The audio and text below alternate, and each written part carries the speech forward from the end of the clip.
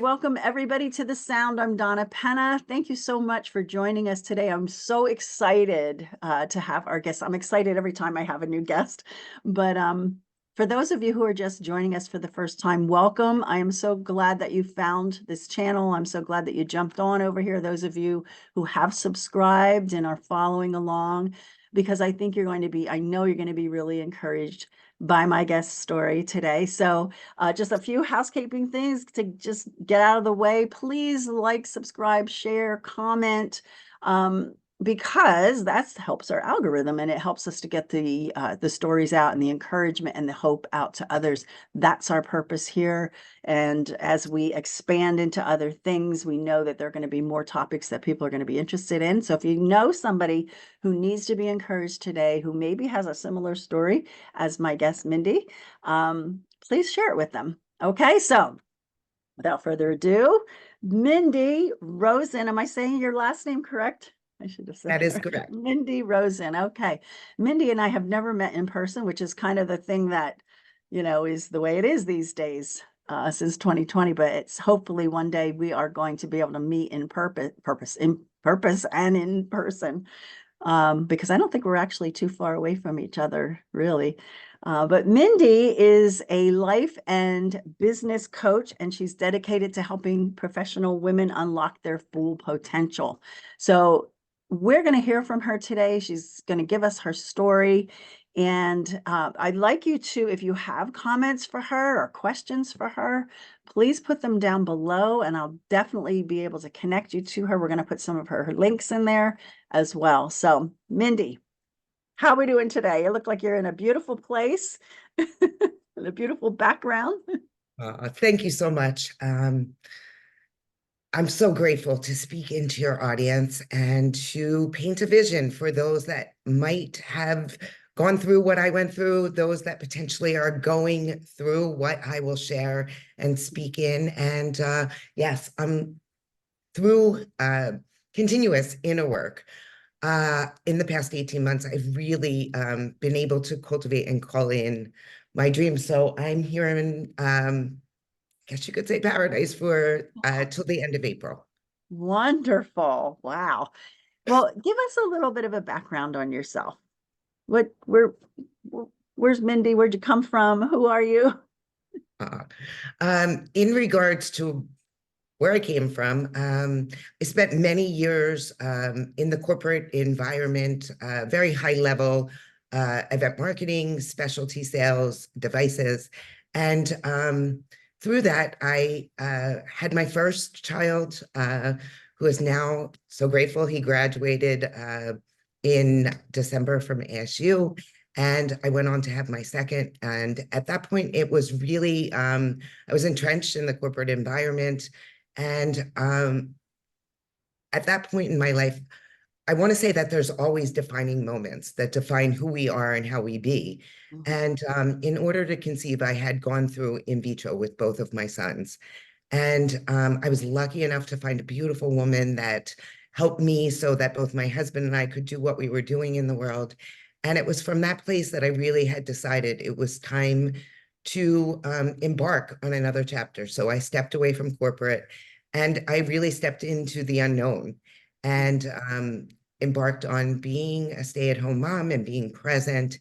And from that place, I really stepped into discover that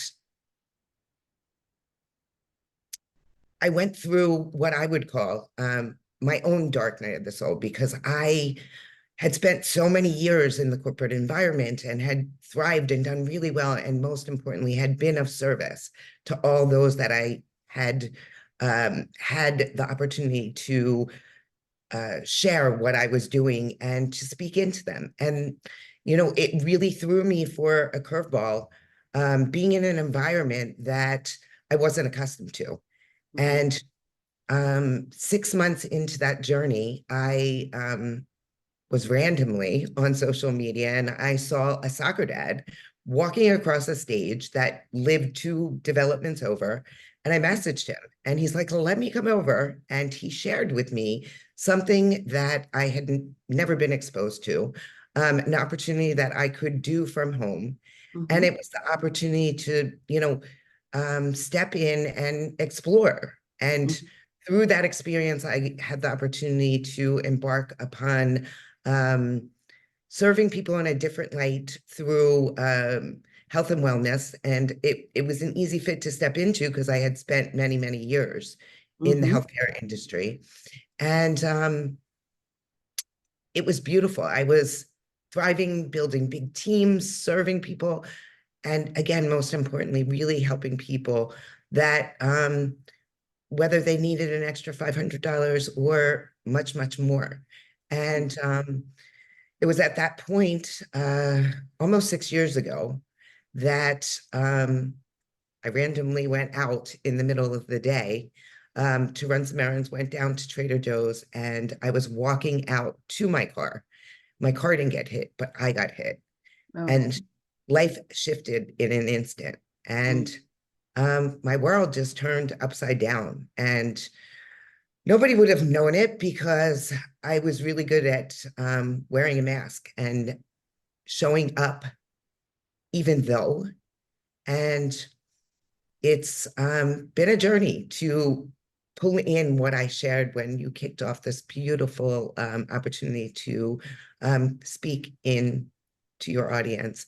Mm. And the old me, um, I know I don't look like it, but I have a lot of hardware in my back. I experienced two pretty major back surgeries, 50 plus injections in my back, stem Oof. cell. And in life, you get the opportunity to make decisions for yourself. And I had spent many, many years in medicine and believed in it for a long time. But when it no longer started to work for me, I explored other options. Mhm. Um, a lot of things biohacking. I went to Costa Rica. That is where I had stem cells done. And it was from that place that life really started to shift. Mm. And I was able to start to um, really step in through biohacking and really taking personal development to that next level to clear blocks Mhm. that I didn't even know were unconscious.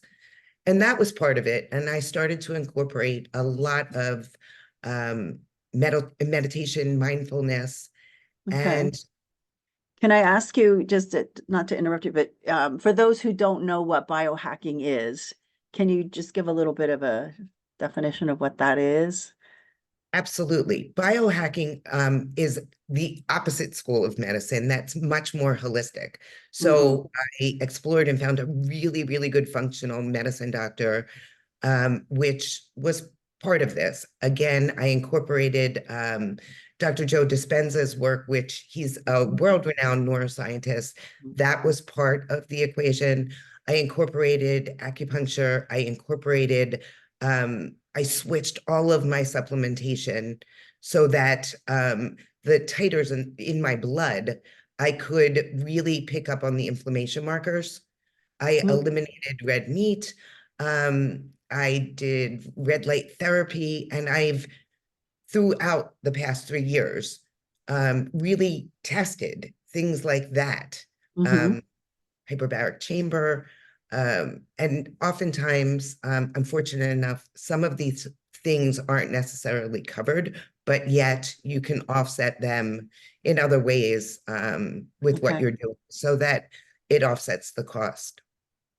So when you said, you mentioned that you were going through the dark night of the soul, what were I mean, we can kind of guess what you were going through, but I mean, what were kind of like, what were you going through? What were you thinking? What were your thoughts? Where was your heart in that? That's a great question. And like I said, I really had a mask on Mm. because of my presence and how I showed up for my team. And inside, I just, when that happened, I had the opportunity for many years to be trained by Tony Robbins, and he always, always says that life is happening for you, not to Mhm. you. And it was going through that dark night of the soul that when I was originally hit by that car and life shifted, in a big way, because not only did I get hit, um, and it really just it shifted my life in every way. 10 Mhm. days later, I got MRSA, and I wound up Yeah. spending 3 weeks in the hospital. Once I came home, I had a PICC line, and like I said, I just had a mask, and I was in a dark place that I didn't understand at that point why it had happened. And it took time as I was healing to really continue to do the personal development, to step in and do deeper inner work, to discover that um, all of that happened for me. It didn't Right. happen to me. And once I was able to shift that narrative, it enabled me to start to step in, to really cultivate what was next. While I was pulling through all that healing, while I was still embarking on procedures, and I was in a lot of pain. Mm. That, some days, especially when the weather was inclement or cold, and, where I reside at home, the winters are cold. And that deregulated my nervous system. And at that point, I wasn't as resourced to really lean into that. Mhm. I think that's the hard part too, is when you're really in those moments, and especially in physical pain, I think. I mean, it's all difficult, but to have that mindset that this is happening for me, really hard, because we've got all these things that inside of us, that whether they're from our past or from generations or other things that are going on that we have to work through. And to keep that mindset is it's hard. So how do you keep that mindset when you're going through such physical pain, and then your whole world has been upended? And how old were you have two children, is it, or I one? have two boys, Two. Yeah, how and old were they? it was 6 years ago. So they were Oh, in, okay. the prime of their teenage years. Yeah. And again, I was able to have a lot of support that helped me because they were both athletes. And Right. Mhm. again, being in that pain, and at that point I was taking medication. I no longer take any medication. With the Mm. exception, I did have a little setback in December. But again, when you're doing this work and you're tuned in, you're more resourced. So from that place, when I was really in the brink of things, it was really about um, tuning into presence and getting quiet and allowing my intuition to open up, to Mhm. know that if I was to take the time and block out my mornings doing the work, that I was able to resource myself enough over time, and it didn't happen overnight, Mhm. so that I could really make that next right step in my healing process and also in my being. How Right. I, most importantly, for my family, how I was able to be there for them Mhm. regardless. And again, there were days that it was difficult to even get out of bed because that's how much discomfort I was in. Yeah. And meditation, journaling, really being outside just even for 10 minutes. And that's something that is available to anybody. Doesn't Mhm. cost any money. Take your shoes off, put your feet in the grass, and Mhm. just allow yourself to call in presence, which can be your superpower. Yeah, and I think that's the thing too, is that so many people will just do not take the time. And we're so busy these days, so busy. And it feels like to me, even, and I talk to a lot of people who feel this way, that that there's just time just seems to be going faster, and we just don't, but we have to take the time. If we do not take the time, that's when we end up being stressed, and just not being able to handle things. I mean, I know it just even myself, and the words that come out of our mouths, when I can't take this, kind of those kind of things. We have to take the time to take care of ourselves, really. And you were kind of forced into that. I mean, unfortunately, not that that was, saying that you had to do that but yeah. So, okay. So continue on. I didn't want to interrupt you. So Continue on in with your story. reflection back to you, you just said two things that I'd love the opportunity to speak into. One, our words matter, and it's all about mental conditioning. So one thing that I now work with my clients is that as you catch yourself saying something that's not congruent with how you're being, Mhm. come up with a key word. That word could be Mhm. stop or change. And that's going to allow you to come back into the present moment Mhm. and be able to reset and not go unconscious, no matter what's happening, because life is happening all the time and Yeah. time is going by quickly. Yeah. So when you say come up with a key word, are you saying that in the how does that look? Are you saying it out loud? Are you removing yourself from a situation if is it, or is it you thinking that? Or I mean, is it all of it? What do you That's a great question. So I'll give a couple different examples. You could be in the grocery store and somebody is indignant to you or rude, or I'll give an example that recently happened to me that I really had to catch myself. Being here, I have my third son is a little mini Australian Labradoodle who is the love of my life. And I'm very cognizant. You know, we've trained him well. He's always on a leash. And I had taken him down last Thursday, and there's an owner in this building that does not keep her dog on a leash. So when I took him down, the dog jumped all over Mm, Kobe, and I didn't say anything. And I walked down, I took him over to the park, came back, and the dog jumped on Kobe again. mm, And at that point, I just took a breath in and I said, you know, with all grace, it would be great if you could keep your dog on a leash. And it was from that place she started to not be so kind. So you can either say it, you know, in your mind's yeah. eye, and or you can, you know, if you have to, you could say it out loud, whatever's going to work best for the individual person that's listening in here. But it was from that place that I didn't get triggered. And she really did get indignant. And now I've learned that I'm not the only one here, that she's been that way too. Mm, And, you know, that's another situation. It could be that, you know, whatever you're doing, if you're at work, if you're building an online business, if you are in a doctor's office and something comes across your way, it's about having that mechanism in place so that you can catch yourself and that it doesn't allow your day to go astray. mm.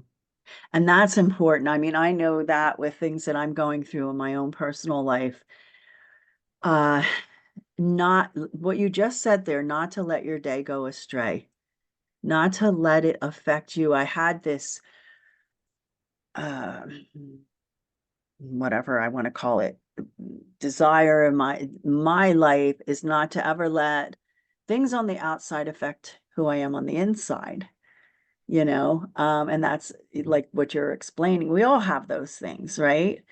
Um, but I also do think that it does show us where we're at that point too. So if you had reacted back to her, responded back to her in a negative way or whatever, it would have blown up could have blown up even more.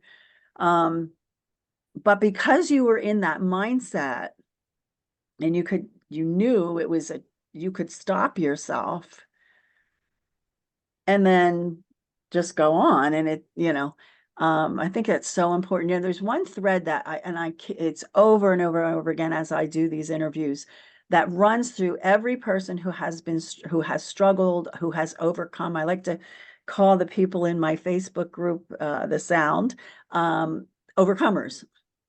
you know um but they always there's it's always mindset is involved in overcoming. They all had this mindset that I, I can do this or whatever it was, the faith to believe, but there was always like their minds were always played a really big part in that. And so I think that is just so important for people to understand that we must work on our mindsets. And especially in these days, since 2020 for most of us, and things are crazy out there. We really have to work on our mindset. So, okay, so you're recovering from this, this injuries that you had 6 years ago, and then you're doing this work, and now you are a coach, correct? And tell us a little bit about that and well, whatever you want to share, really. 3 years ago, at the point, I was experiencing a lot of pain, and I went for further diagnostic procedures. And at that place, it was discovered that they wanted to go in and fuse above my fusion. I'm fused 3 levels. And from being in medicine, my husband is still on the other side of it in oncology. We consulted with two world-renowned surgeons, one in New York that originally did my surgery, and then one at the Mayo Clinic in Scottsdale. And each surgeon had a different approach, both very invasive. And as you go up, it limits mobility. And as much as I have all of this, I push through whatever I can do. And as far as exercise, because that's also another great way. And Mhm. there's all different kinds of things that you can do. And they wanted to do that procedure. And it was at that place that I really was called to see what I could do on my own. So I went to Costa Rica, just experienced a lot of different farm to table food, stem cells, colonics, massage, yoga, breath work. And it was an opening Mhm. that allowed me, and it wasn't all of it, but it was the beginning where I started to hear messages meant for more. And it was also the place that I knew, didn't know the how, and we never need to know the Mhm. how I was going to never need another surgery. And from this place, I know I will never need another Mm. surgery. And when I returned back from Costa Rica, ended up staying 3 weeks, I fell in love with Costa Rica. There's just something so special about being there. And I came home and I really had gotten very serious about Dr. Joe Dispenza's work. And another great modality for people to look in, even if they're not called to Joe's work, which there's lots of different apps that you could do 10 minutes of mindfulness meditation.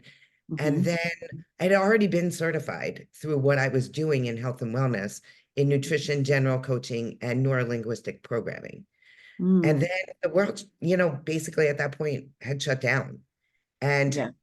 life shifted for a lot of people. Um, and again, I just started to really lean in. And it took me a year, a full solid year, to really explore and step away from what I was doing and how I was serving. And Mhm.